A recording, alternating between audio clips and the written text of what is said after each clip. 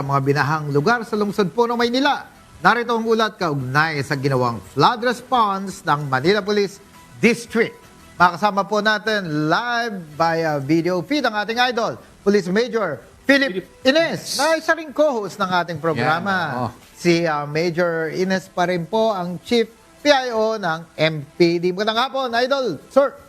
Sir Ines. Yes, Sir Marvin, Atty. Edgar, Dr. Joel, at doon po sa ating mga kababayan, sa Luzon, Visayas, Mindanao, at sa lahat po ng sulok ng mundo na nakatugaygay ngayon, isang kalmado at mapagpalang araw po sa inyo.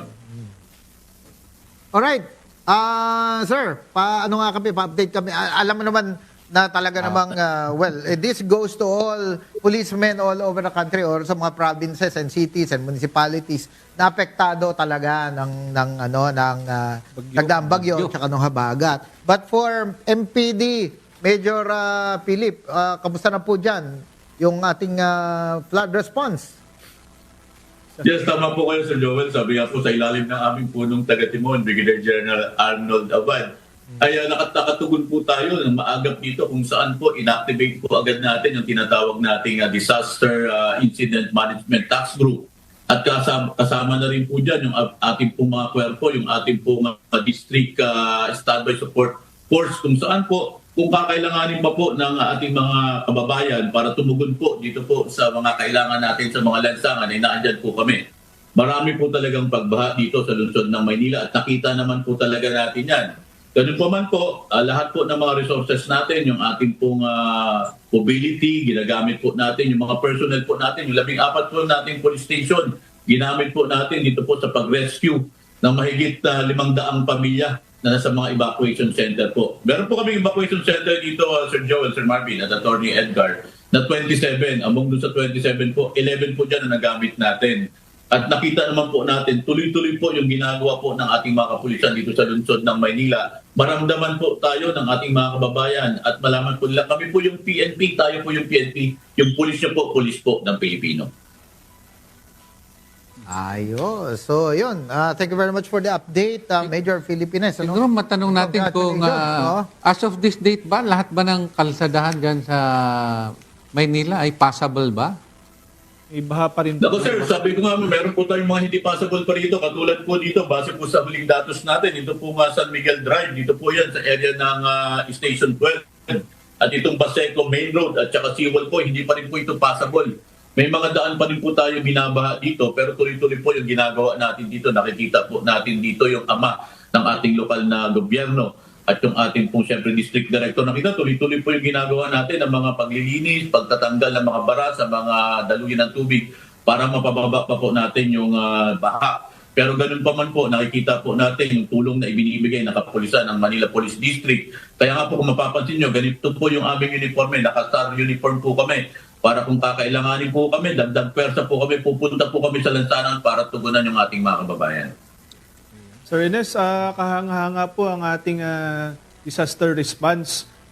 Siguro po ay baka may maibahagi po kayo kung sakali yung mga challenges nyo po sa pag-responde sa mga ganitong panahon. Kung challenges dito, kung mapapansin nyo po sa lungsod po ng Maynila, talaga pong may pagbaha dito. Makikita nyo po yung kahabaan po ng spot pagdating po ng pagbaha. Talaga ay hindi po ito na nagagamit natin at doon po tayo nagkakaproblema. Pero sabi po, dahil po tayo pulis, lahat po ng ginagawa nating pamamaraan ay naandyan po. May mga ginagamit po tayong mga rubber boat na kung kailangan po. Meron po tayo sa mga barangay. Gagamit din po ng atin yan. Pero nakikita nyo po sa screen nyo, meron po kami mga truck po ng District Mobile Force Battalion kung saan po yung ating mga kababayan po na mga stranded ay naisasakay po natin at nadadala po natin sa kanilang mga patutunguhan. Yan. Ayun, may tanong tayo din. May mga casualty ba o mga biktima dyan ng baka may bagyo? nalunod or nasaktan?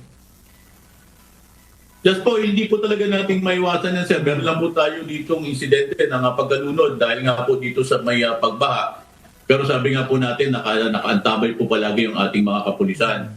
At palagi po tayo nagpapaalala sa ating mga kababayan na kung kailangan nyo po ng servisyo ng pulis, katulad po nung nabanggit nyo kanina, napaka-effective po ng 911 kung saan po, may natawag po kaming tarjeta po ng mga pulis Maynila. Ito po yun, sir.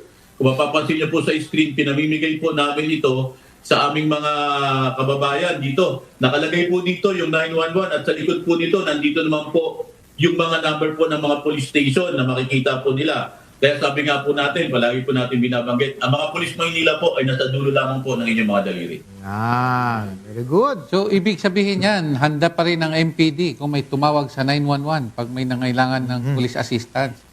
Tama po Kahit kayo, may sir. bahag. Yes po sir, napatunayan po natin yan at tuloy-tuloy po yung ginagawa natin dito ng mga CIMEX. Tinitignan natin yung kahandaan ng ating hanay. Yan. Sa pagtugon, kahit kung may mga masasamang panahon na katulad po nito. Sabi nga po, walang sama ng panahon pagdating po sa serbisyo publiko. Tama. Yan. Nakita ko nga, nag-CIMEX sila doon sa yung kanilang SWAT. Tama ba yun? Oo, napanood ko rin. Yes po sir. Opo, yun nga po yung ginagawa natin sir. Tuloy natin kahit nga po yung may samang panahon. Sabi nga po, walang puwang po yung hindi natin pagpa-practice ng ganito. Kailangan po ma-perfect po natin ito at wala pong hadlang na masamang panahon. Correct. So, Yan. Ayan. Maraming salamat. Tama, meron ka pang sabihin? Operational accomplishment sir, konti lang po. Sige. Yan. yun. Yan. Oo. Go ahead. Konti lang sir, pagpasensyahan nyo na, Sir Joel. Sir, iyabang ko lang ng konti po yung aming operational accomplishment po. Kung saan po yung June 1 to 30 po, to 2025, yung ating pong campaign against illegal drugs, sir. Meron po tayo 16 million pong halaga ang nakumpiska po natin. Sa pamamagitan po ito ng 87 operation. At nakapag-aresto po tayo dito ng 154 na mga suspect po. At 7 po dito ay high value target at 82 po dito yung tinatawag po natin na street level individuals. At base po sa datos natin, meron po tayong 450 na drug-free barangay na po sa lungsod ng Maynila. At sabi ko nga po, napakarami po talaga ng residente dito. Meron po tayong 986 barangay po ang lungsod ng Maynila. Sa kampanya po kontra illegal na sugal po, meron po tayong 407 na na-arresto dyan. Sa loob lang po yan ng isang buwan. At meron po tayong, mula po ito sa 182 nating operation. At ganoon din po sa kampanya po natin kontra loose firearms, meron po tayong 96 na nakumpiska mga baril. Resulta po ito ng 93 operation. Kung saan po yung 14 po nating police station at saka mga supporting unit po ng district, nagtutulong-tulong po yan. Matanggal po natin itong mga loose firearms sa mga lansangan na nagdudulot po ito, kalimitan nagagamit po ito sa krimen. At hindi naman po sa pagyayabang po, sa pagtugis naman po natin sa mga nagtatago sa batas.